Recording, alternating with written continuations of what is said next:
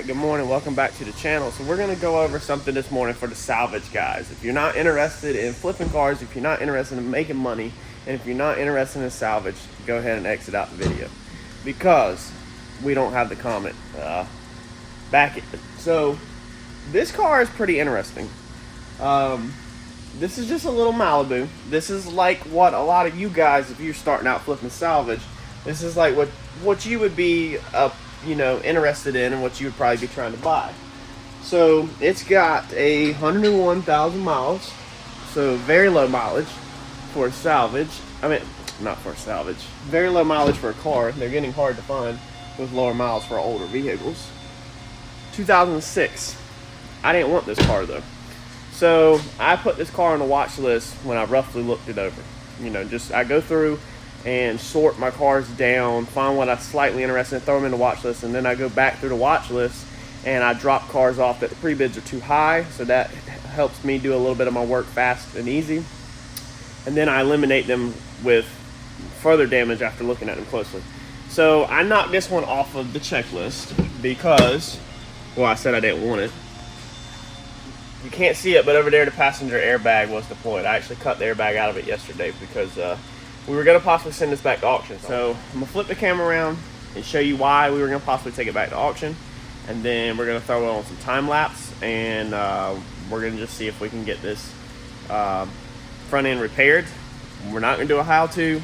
We're not going to do a series. It's going to be a one video, little interesting shots, done. Let me show you.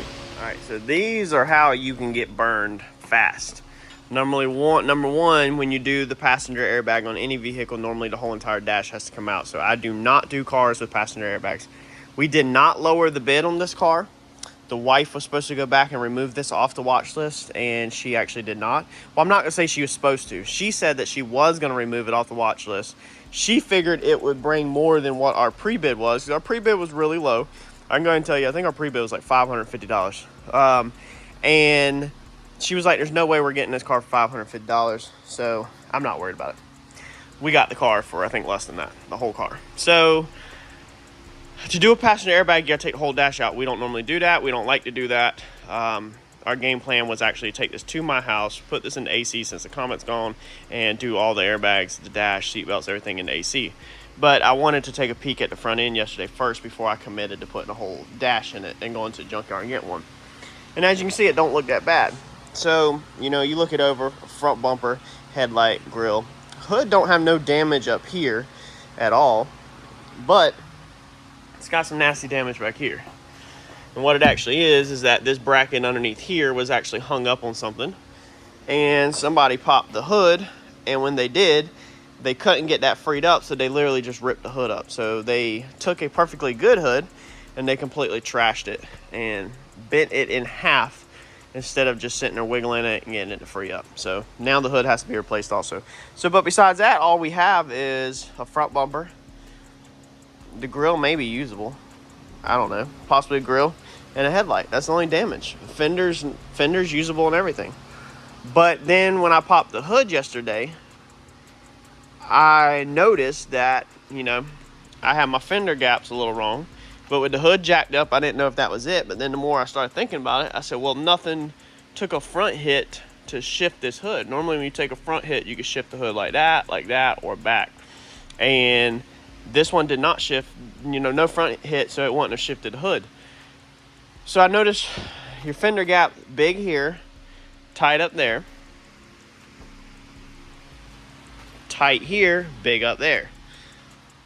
So that tells you that the front of this car is over that way. But that don't make no sense because we don't have a lot of damage here. Like, this bumper is not shattered. To hit a car hard enough to knock a whole front end over, normally it completely destroys this corner. Like, normally you have extremely bad damage. So I said, well, that don't seem right. Maybe something's in the hinges or whatever, Even looked in here, and even your crash bar is not that bad. Right? It's not bad at all. Like, there's no damage to it. It don't look like. And we're about to pull all this apart. But then when I X this out, put the measuring tape on it, and pull the X on it, this thing is way out of whack. And if you don't know what I mean by Xing it out, I will show you real fast how we do that. And this will work on your race car, this will work on your daily driver, this will work on your IAA Copart flip. Whatever you're doing, you can always pull an X measurement on it. So let's pop this hood and measure this thing out. So Ed's gonna help us this morning measure this out. So when you're pulling an X, all you need to do is measure anything symmetrical. So the stuff has to be symmetrical. So a lot of times we use headlight bolts because they're gonna be symmetrical left to right. And then normally we use the center of the shock, your stud on your shock. Normally that's gonna be symmetrical, or a bolt could be symmetrical. You just have to kind of look at it. So let's pull from that one over there. Did you hook it? I did. So Ed hooked that one, and we are at pretty much 48 inches, okay? So now Ed is going to go to the same bolt I was on, but he's gonna go to the center because that's what I was at, and then I'm gonna go on the edge because he had hooked it, so I'm gonna measure off the edge, and we are at 45 3/4.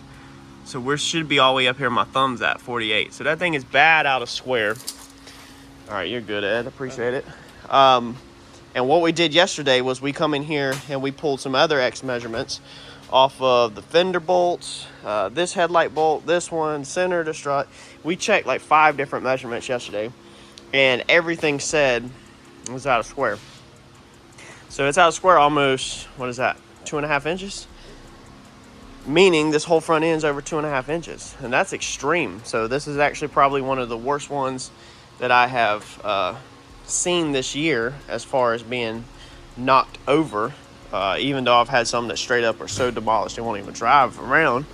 But this one's just not that bad. So it's kind of confusing. So you can definitely get burnt fast if you just started buying cars and you don't have a frame machine, you know, and you can't tell. But a couple things you can look for.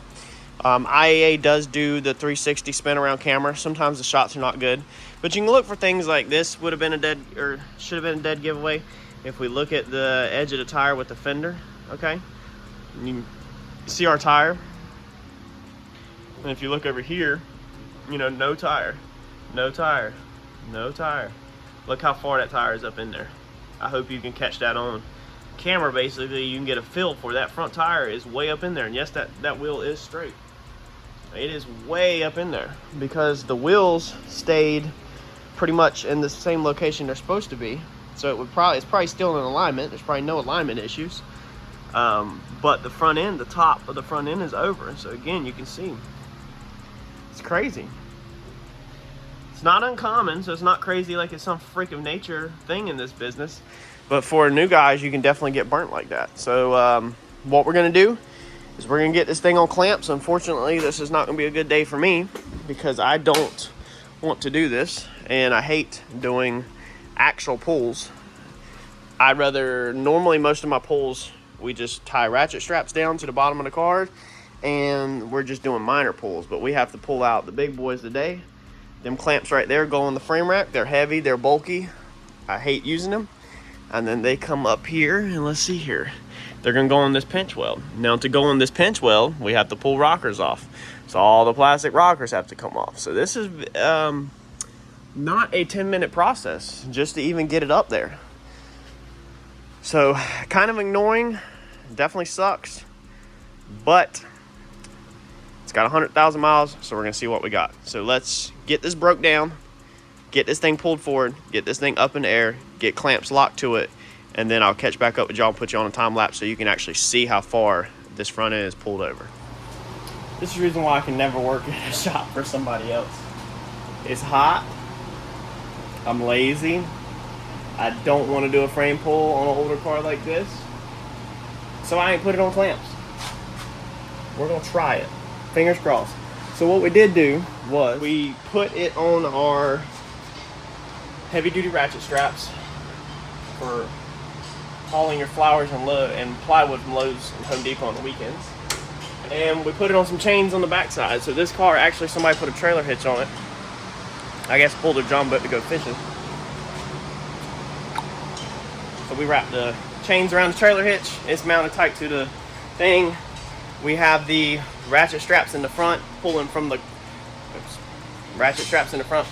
car to the frame rack, because we're going to be pulling that way. So we want to make sure the car doesn't go that way. Now on the back side, I have it tight going this way because we don't want the tail end to walk around. So I've got it all hooked up, and you can definitely see how the frame's tweaked now that everything's taken apart. Let me show you. So now that everything's taken apart, when we look at our front end, the first thing you can see is that it is up on that side, okay? So when this thing pulls back, we're gonna have to lower this a little bit more so that we're slightly pulling downhill. But when this thing walks back over, I'm hoping it kind of walks down also. But I'm gonna give it a little downwards pull on it. You can see also, from up here now, you can see the frame rails are over like that. Okay, let's see here. I'll try to hold the camera. Let's see here. Straight this off of a 90 off your camera like that. You can see how that one's kind of over. And then if I hold the camera straight with the bottom of the screen off of that, you can hopefully tell that this one's over. The rails are over that way. You can see it. Another thing you can see is that the angle of this right here, where this to this intersects, is more of an angle than this. See how this side is flatter? Because everything went this way. So when everything went this way, it took an angle that was like this. Well, I can't even open my hands like that. You get it. It opened it up more into a straight line versus an angle. The other thing that I noticed is that this angle right here, okay, is also more flat than that angle on that side. See how that angle is approaching more closer to a 90, or, you know, past a 45? So that is another giveaway that when this thing went this way, it stretched all these angles out flatter and kind of took these and crumpled them up tighter. So definitely, now that we took the front end off, you can see everywhere the issues. Now we're going to use our hood to line stuff up also. I'm going to close our hood back down. We're going to take the striker off so that this thing will walk freely. So we're just going to close our hood. And normally your hinges don't move up there. So normally, since they're mounted to the body, normally unless you have a front hit that squishes it back, your hinges aren't normally damaged per se. So we're going to actually use our hood to try to square up the front a little. So we're going to take this off. We're going to put a block under here so the hood is not sitting down inside the fenders. That way the front can walk around underneath the hood. And check our lines down the edge of the hood. That's what we're going to be working for, because your hood will pretty much stay still, whereas everything under it will move around because the hood is bolted up there. It's not bolted to the front end. So let's get this unbolted, throw y'all in a time lapse, and let's make a pull. The only other thing in this situation, as you can see, there's a big gap with your hood there. So the hood has moved, and when it probably knocked the front end over, it probably took the hood with it. Okay, you can see it's overlapping on that side. So the hood was probably inside the fender when it got hit. The fender took the hood with it. And in this situation, it has actually moved the hood hinges over. But we can still use this as a starting reference point when we're pulling, that this should match this. So this fender should be underneath this hood. Once we get this fender under this hood, then we can stop pulling and we can pull our X's again and measure and see how far we're off.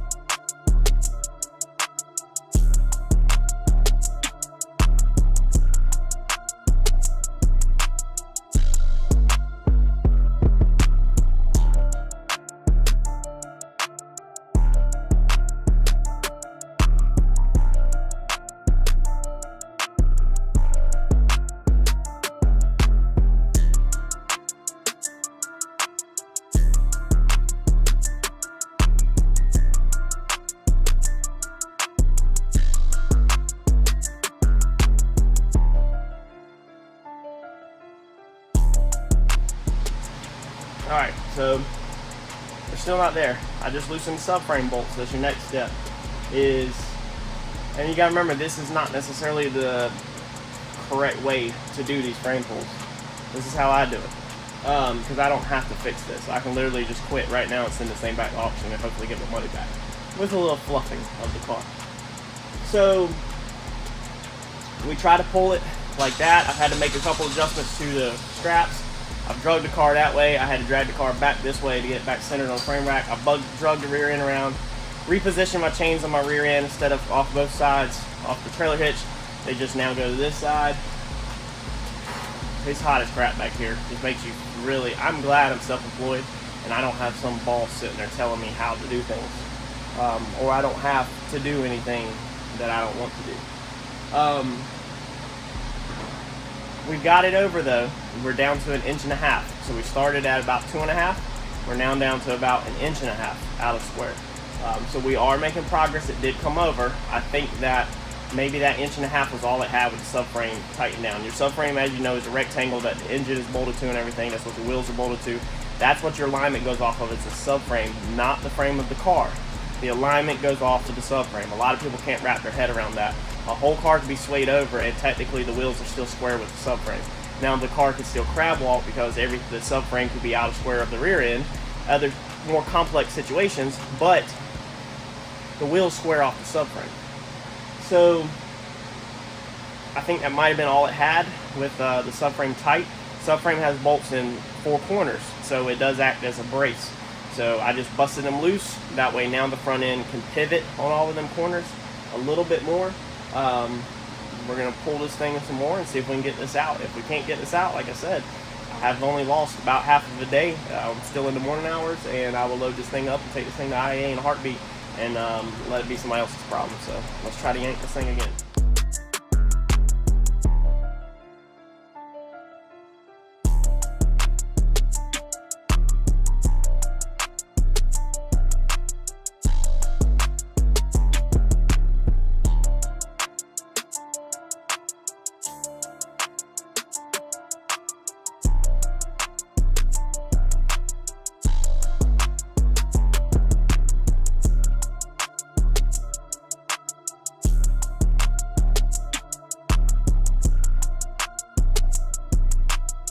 We're close. We're stupid close. We're within 1/4 inch now. This would also be the moment that if I was working for somebody, I'd probably be fired immediately. They'd be calling me to the office. Mr. Waller, can you step up here to the office real fast? We're gonna need you to go ahead and wrap your tools up and go ahead and get out of here. What you're doing out there on the frame rack is completely unacceptable. It's dangerous, it's not safe, and it's not correct. The OEM procedures, it's not how you do it. We done. We were gonna hook. So what we did, I have hooked the chain to the back of the subframe, the main support. Now I still got my other ratchet straps, so my ratchet straps are holding all the pressure still, but the chain's just really gonna add a 3rd point of tie down because you can see the front end wants to struggle and keep walking over. So let's finish yanking this thing over if we can get it. Fingers crossed, y'all.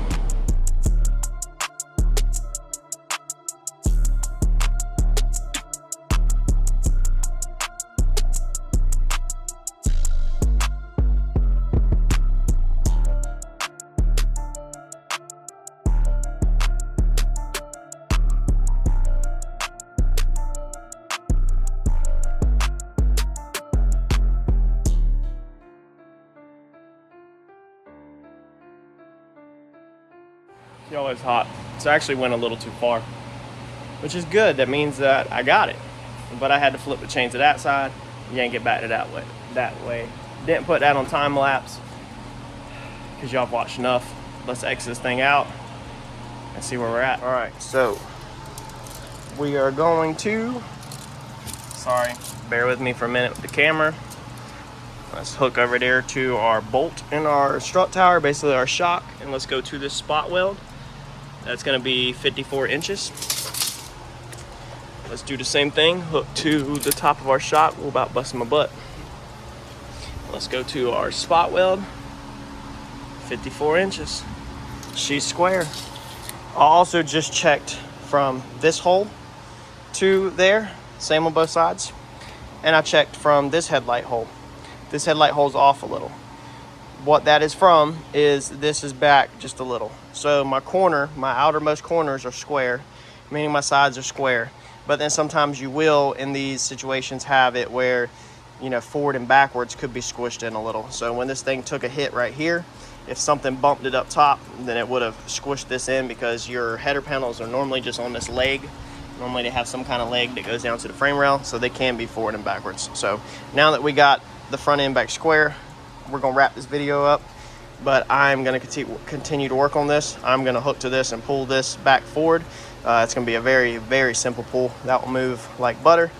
Get that back where off the firewall or off the struts that's equally spaced on both sides, so your headlights are equally spaced forward and backwards off your hood. And then I think this is going to be so that means now me and Eddie get to go out here to the junkyard and we get to get a whole dash, because when the passenger airbag goes off, you got to replace the dash on most of them. Whole dash, 2 airbags, 2 seat belts we need. We got to send off the modules. We might just send the seat belts off to get rebuilt. We need a hood, we need a front bumper, and we need 1 headlight. We're gonna die. Wish us luck, y'all. Like, comment, subscribe, share, smash that bell button. I'll catch you on the next interesting video. Thanks, y'all.